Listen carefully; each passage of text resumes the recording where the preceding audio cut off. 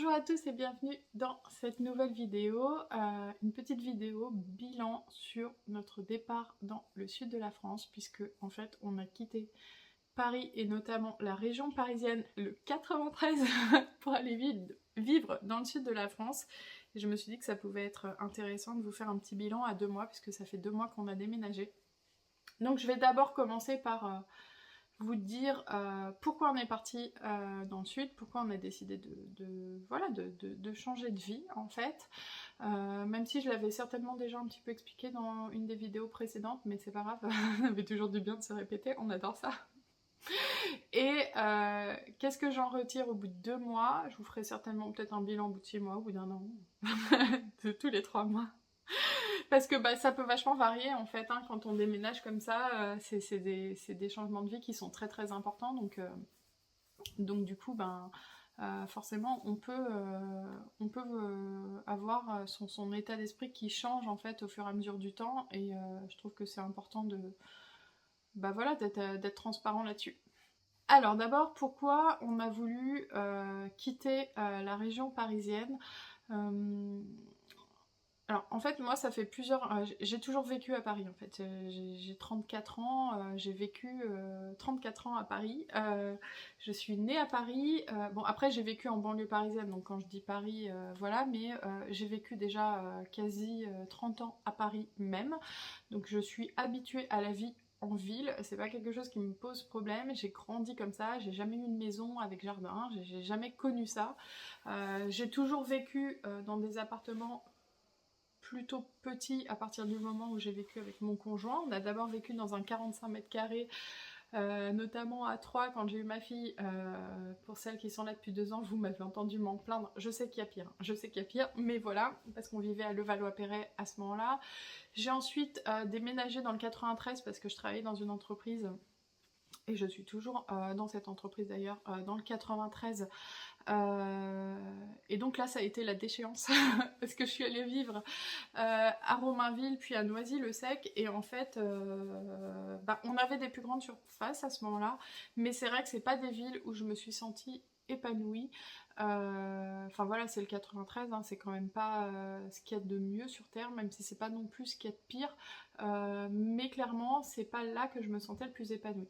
Mais bref, tout ça pour dire que j'ai vécu plusieurs années à Paris, donc je sais ce que c'est que la ville, j'ai toujours été habituée à ça, j'ai jamais connu ce que c'était qu'une maison à la campagne, donc a priori j'étais destinée à faire toute ma vie en ville, c'est comme ça que je voyais les choses, c'est comme ça que j'ai toujours vu les choses, et en fait ce qui a changé c'est à partir du moment où j'ai eu des enfants en fait. Parce que pour se loger à Paris ou même en banlieue parisienne, avoir un logement suffisamment grand quand on a 1 ou 2 enfants et là maintenant 3, c'est vite hors de prix, que ce soit en tant que propriétaire, et là c'est même pas la peine d'espérer, à part si on a 2 salaires de neurochirurgien ou si on descend d'une famille d'aristocrates. Je plaisante un peu, mais franchement, pour accéder à la propriété à Paris ou même en proche banlieue, c'est très compliqué. Et même en location, avoir un 80 mètres carrés dans Paris, c'est très très cher, quoi. C'est vite hors de prix. Donc en fait, il y avait ce problème de surface et de prix qui fait que du coup, on se retrouvait à vivre dans une banlieue qui nous plaisait pas. Alors c'était pas ce qu'il y avait de plus cher, hein, le 93, les 2 villes dont je vous ai parlé, mais du coup, qualité de vie pas terrible, des villes dortoirs en fait, pour moi, où je trouve qu'il n'y a pas grand chose à faire. On était proche de Paris, mais en même temps, aller à Paris, en fait, on ne profitait pas du tout de la vie parisienne. Déjà, quand on a 2 enfants en bas âge, les musées, les cinémas, les trucs, on a tendance à un petit peu mettre ça en pause. Les restos, tout ça, en plus, là, depuis le Covid, c'était même pas la peine d'en parler. Et en plus, en RER, aller en poussette avec les enfants et tout, sachant qu'il y a plein d'endroits où il n'y a même pas un agent qui peut vous aider à ouvrir les portes et tout. Enfin, franchement, c'est l'enfer. Moi, j'y allais jamais à Paris parce que je trouvais que c'était pas gérable en fait, avec 2 enfants en bas âge. Du coup, je restais bloquée dans les 2 villes dont je vous ai parlé et je déprimais littéralement. Enfin, franchement, ouais, il y a pas mal de samedis où moi j'étais toute seule et tout, parce que j'ai mon conjoint qui travaille il travaille dans la vente en fait, et du coup il travaille souvent le week-end, et j'étais toute seule et je déprimais un petit peu parce qu'il n'y a rien qui m'enthousiasmait dans ces endroits-là. Et en fait, je me suis dit, faire grandir mes enfants ici, est-ce que j'ai pas envie de leur offrir autre chose en fait? Et ça a été le moteur, parce que dans ma vie, ça faisait très longtemps que je pensais à partir en province, en fait, ça datait même de peut-être avant la naissance de mes enfants, mais j'avais jamais sauté le pas parce que j'avais pas ce moteur-là de me dire il faut que j'offre une meilleure qualité de vie à mes enfants en fait. Pour moi, hein, selon moi, je dis pas que les enfants qui naissent à Paris ou en banlieue sont malheureux, ont une mauvaise qualité de vie, comme je vous ai dit. Moi, je suis née à Paris, mais en fait, moi, ça me convenait plus pour moi, j'étais plus épanouie, donc déjà, avoir sa mère qui est pas épanouie et qui déprime, j'étais pas en dépression, hein, mais qui est un peu tristoune, d'aller au parc et tout, toujours le même, qui fait pas de sortie, qui se sent pas bien dans son environnement. Je pense que pour des enfants c'est pas bon pour eux, et voilà, j'avais pas envie de les voir grandir là, j'avais envie de leur offrir un meilleur environnement, qu'ils aient chacun leur chambre, qu'ils aient un jardin. Alors on avait un jardin à Noisy, hein, je précise, mais un jardin où il fasse suffisamment beau pour y aller régulièrement, qu'ils aient un plus bel environnement. Bref, j'avais envie de leur offrir, ouais, une meilleure qualité de vie en fait. Et du coup, pour moi, c'était plus possible ici, en fait. C'était plus possible dans le 93, dans cette configuration-là.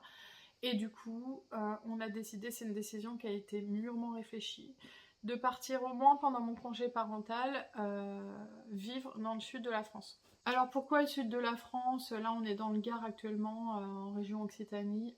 Franchement, on a pensé à toutes les villes de la Terre, on a pensé, enfin en France, hein, on a pensé à la côte atlantique, on a pensé à Annecy, on a pensé à Aix-en-Provence, on a pensé à Nîmes, à Montpellier. Enfin franchement, moi j'avais pas d'a priori, tout ce que je voulais c'était aller vivre dans une région où on puisse avoir une plus grande surface, où on puisse vivre dans une maison avec un jardin, où on puisse éventuellement être près de la mer, mais c'était même pas obligatoire.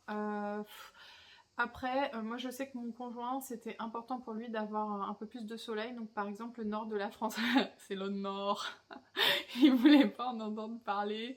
La Bretagne non plus, pourtant moi j'aurais adoré aller vivre en Bretagne. Je dis pas qu'il y a jamais de soleil, hein. Tous les Bretons ne m'agressaient pas en me disant mais il n'y a pas que de la pluie en Bretagne. Je sais bien.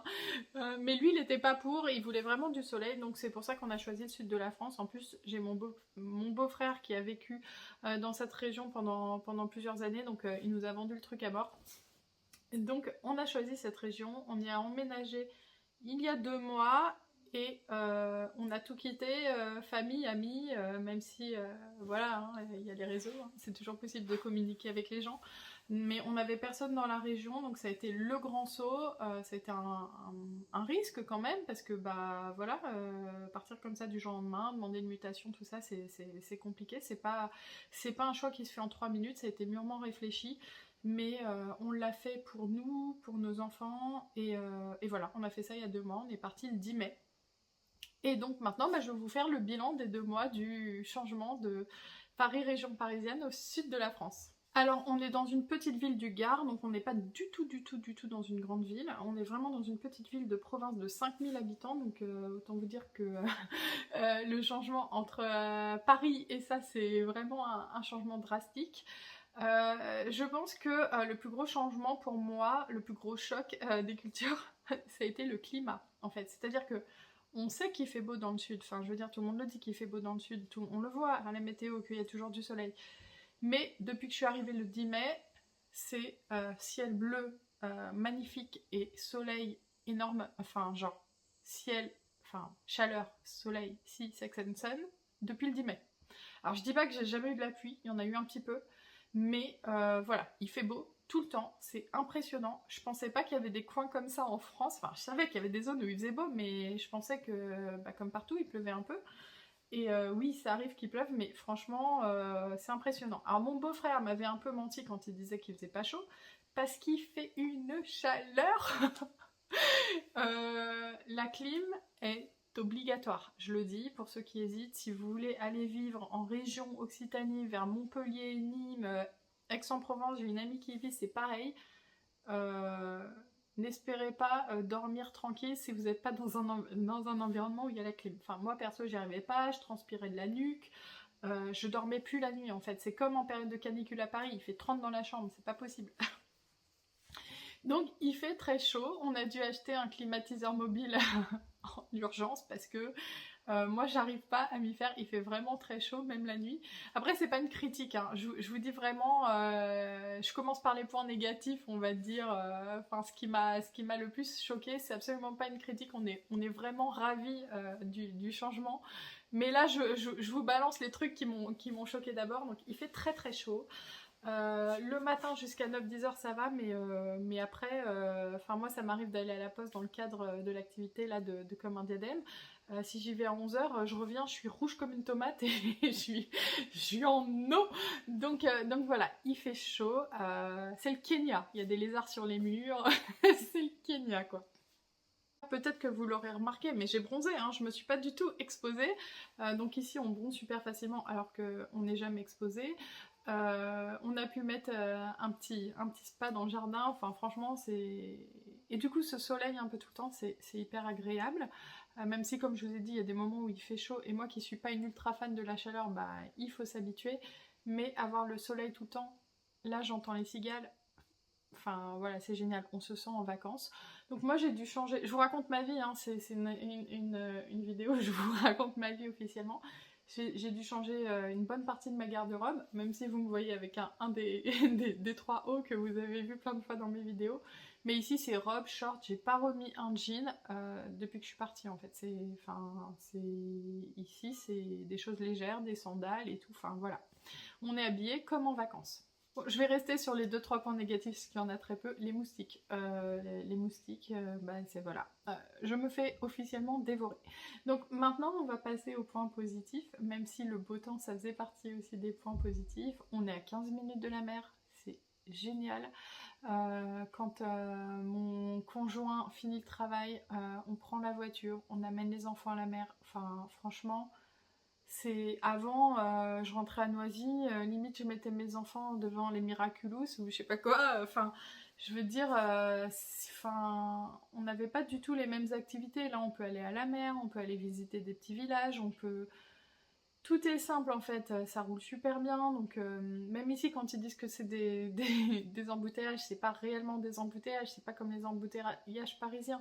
En fait tout est plus simple en fait, et l'environnement est magnifique, il y a des vignes partout, il y a des paysages. Moi ma fille elle passe son temps à dire oh c'est trop joli les vignes, c'est trop joli les fleurs, c'est trop joli la lavande, et c'est vrai que, enfin... Bon, je connais la France, hein, j'avais déjà voyagé en France et tout, mais là c'est différent, quand on y vit, on se dit que ça nous appartient un petit peu tout ça, et juste voir des paysages magnifiques, des vignes, de la lavande, des champs, enfin, voilà, c'est quelque chose que j'adore en fait, et voilà, voir mes enfants profiter de ce paysage-là et les voir grandir ici. Mon fils, il a 18 mois, il se rappellera que de ça en fait, le voir aller à la plage le soir en sortant du boulot, c'est tellement génial. Enfin, franchement, c'est... Voilà, c'est pour moi ce que j'appelle la qualité de vie en fait. Et en fait, ce que je vais essayer de décrire aussi, ce que ça m'apporte, c'est dans tous les sens cette vidéo, mais c'est pas grave, on a l'habitude sur la chaîne, mais c'est qu'en fait, donc moi en ce moment je travaille de la maison, puisque j'ai mon activité comme un diadème, et en fait, cet environnement me rend paisible en fait. C'est-à-dire que j'en suis à me demander si moi j'étais faite pour être parisienne, parce que je suis quelqu'un d'assez timide, réservé, qui aime pas tous les environnements pleins de foule, tout ça. Alors je me suis habituée hein, en étant 30 ans à Paris, mais c'est vrai que la foule, les transports, par exemple depuis plusieurs années, je prenais plus les transports parce que j'habitais soit à 30 minutes à pied de mon travail, donc je préférais y aller en 30 minutes à pied que prendre... Enfin 30 minutes j'exagère un peu, c'était peut-être un peu moins. Mais je les prenais presque plus les transports. Et c'est vrai que quand je reprenais le métro pour aller à Paris, parce que c'est quand même quelque chose que j'ai l'habitude de faire, putain, tu vas dans la gare Saint-Lazare, mais c'est tellement de frénésie et tout que... Enfin, faut être prêt, quoi. Dans sa tête, faut être prêt. Et en fait, c'est vrai que quand on perd l'habitude de ça, quand on reprend le métro, c'est presque violent, quoi, moi je trouve. Et on est serré, puis en plus avec les masques, le Covid et tout, c'était... Enfin, franchement, on est arrivé là, et en fait, ici, c'est une petite ville, mais pour moi c'est un village, et c'est pas péjoratif dans ma bouche, mais c'est vraiment un petit village de campagne quoi pour moi par rapport aux villes que j'ai connues avant. Et je trouve ça tellement paisible que je prends plaisir à me balader dans la ville, je prends plaisir à aller chercher le pain, je prends plaisir à aller à la poste, qui est ouverte quasi jamais, du coup. Ah ouais, il y a d'autres inconvénients dont je vais parler. En fait, il faut apprendre à vivre de manière différente aussi. Et donc là, je suis désolée, je vais faire la parisienne, j'espère que je vais pas me faire démolir par les gens qui vivent ailleurs, parce que c'est vraiment pas pour être négative, mais c'est vraiment pour parler des différences quand on a vécu toute sa vie à Paris, ce qui peut un peu nous étonner en fait. En fait, moi, un des trucs qui m'a étonné, c'est... Bon, déjà, il n'y a pas de Uber Eats, hein, donc ça, les commandes de kebab ou de McDo ou de, ou de trucs comme ça, à n'importe quelle heure du jour et de la nuit, il faut que j'oublie, ça c'est fini. Il y en avait un pourtant, mais je sais pas, il est pas actif. J'ai un McDo, pas loin, un kebab, pas loin, mais le Uber Eats est censé fonctionner, ça fonctionne pas. C'est pas plus mal pour moi. Mais ce qui est marrant, c'est les horaires des commerces en fait. Genre, ils sont quasi fermés toute la journée, ils ouvrent le soir, c'est un peu comme en Espagne. Genre, entre midi et 14 ou 15, il n'y a rien qui est ouvert.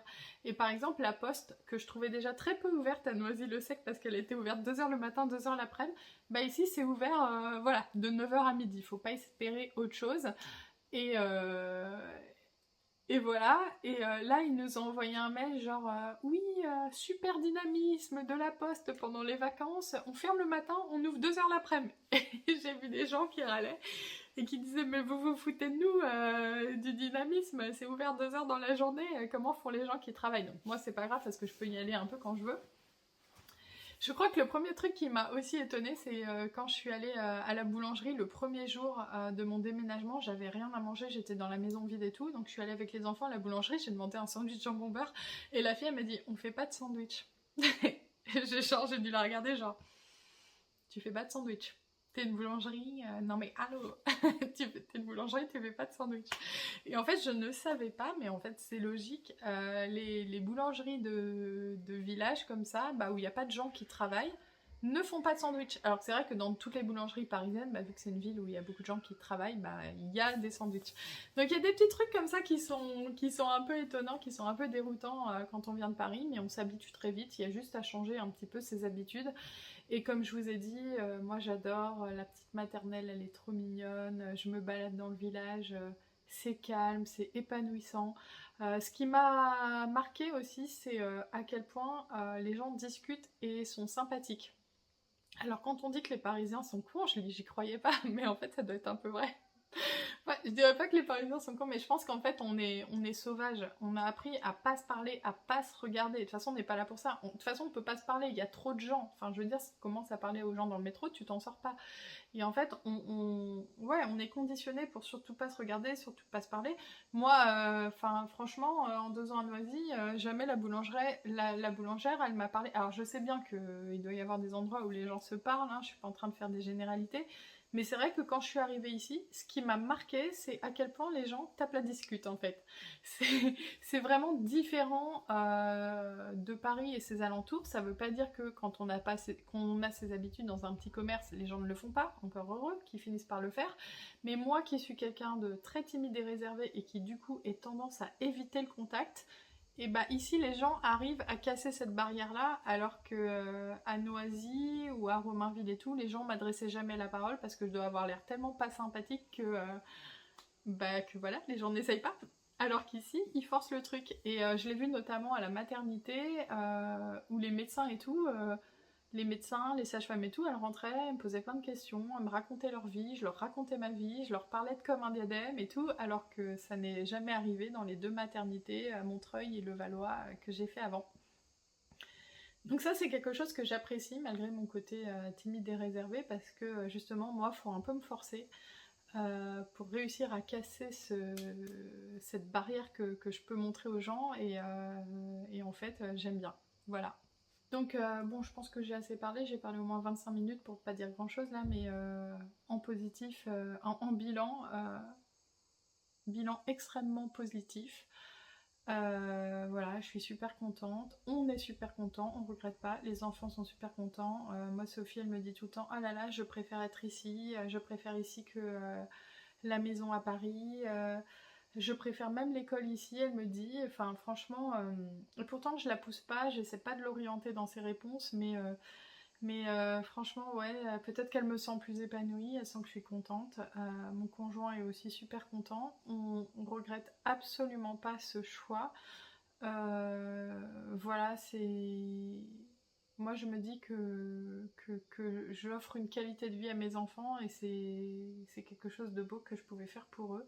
J'espère pouvoir le faire le plus longtemps possible. Et voilà, je suis vraiment ravie de ce changement-là. Je peux que vous encourager à le faire si vous hésitez. Il y a beaucoup de gens qui m'ont dit, notamment quand on cherchait les locations, oui, suite au Covid, il y a beaucoup de Parisiens qui cherchent à venir ailleurs, vivre ailleurs. Et je comprends tout à fait. Moi, je tiens à préciser que c'est pas du tout quelque chose de lié au Covid, c'est quelque chose qu'on pensait faire avant, qu'on a réfléchi mûrement pendant des années, jusqu'à le faire du coup quasi sur un, je dirais pas sur un coup de tête, parce que quand tu réfléchis pendant des années, c'est pas un coup de tête, ça faisait au moins 4 ou 5 ans que on pensait au truc, mais du coup la mutation a été demandée comme ça, tac, vas-y tu la demandes, t'as ton EDP, tu la demandes.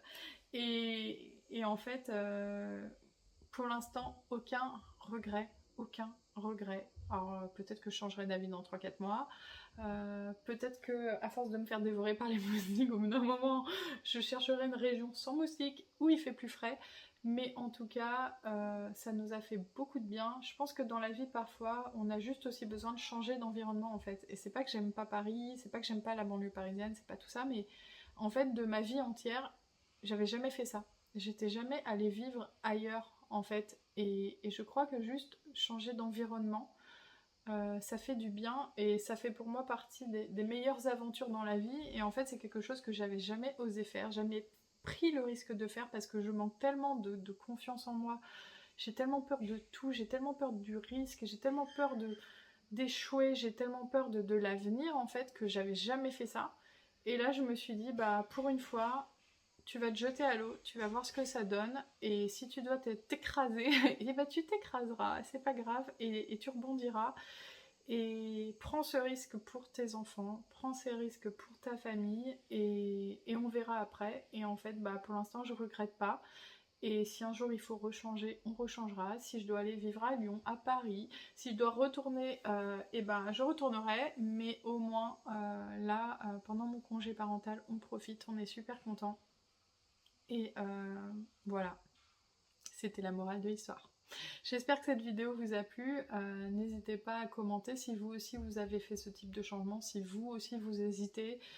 Quelles sont les barrières qui font que bah, vous hésitez. Si vous l'avez fait, qu'est-ce que vous appréciez, qu'est-ce que vous regrettez. Enfin voilà, n'hésitez pas à commenter et je vous dis à bientôt pour une prochaine vidéo.